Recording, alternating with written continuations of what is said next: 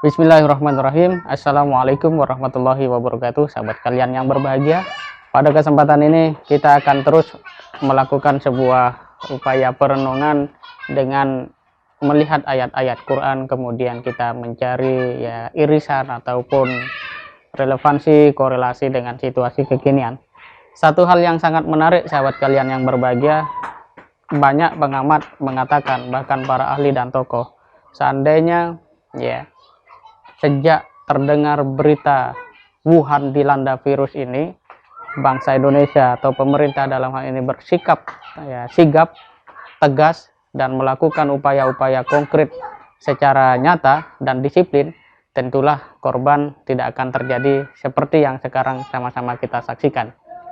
Tetapi kita dalam konteks ini tidak dalam rangka mengungkit-ungkit katakanlah sebuah kelalaian ataupun ketidakpercayaan pemerintah terhadap fakta dan informasi yang beredar.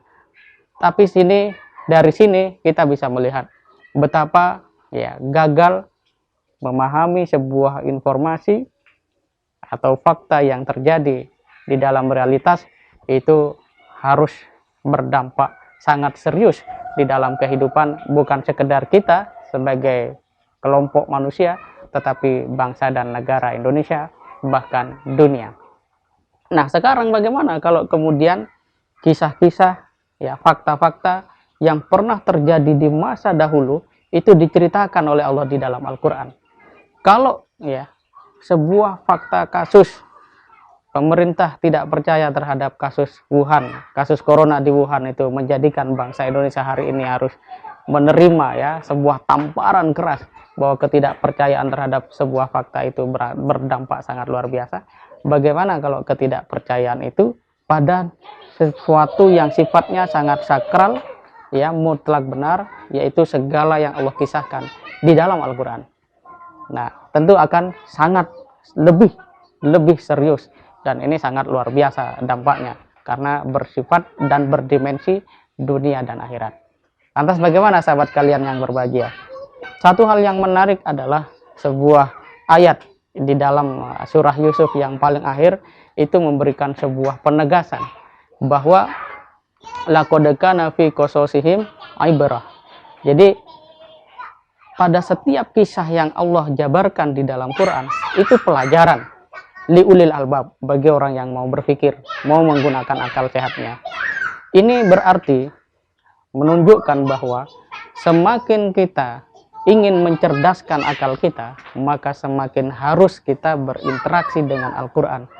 Dan tentu saja dari waktu ke waktu pola interaksinya bukan sekedar semakin sering, tapi semakin berkualitas di dalam membentuk kerangka berpikir dan kemampuan untuk menganalisis realitas ini berdasarkan nilai-nilai Quran.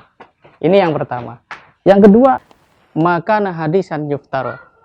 Tidak satupun cerita ataupun kisah yang ada itu diada-adakan, walakin tasdik, tetapi membenarkan.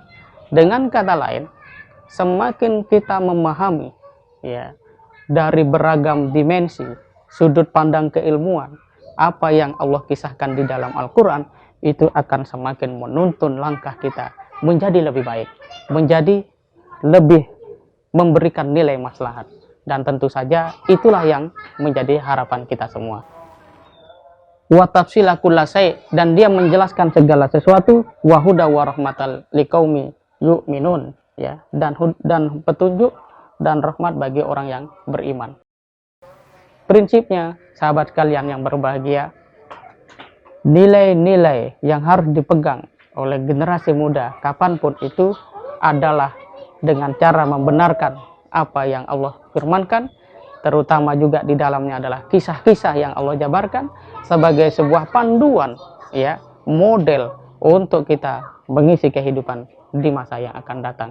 Dan sampai kapanpun seluruh kisah yang Allah jabarkan di dalam Quran itu akan sangat relevan, dibutuhkan, dan mendorong kemajuan bagi kehidupan kita di dunia ini dan keselamatan kita di akhirat nanti.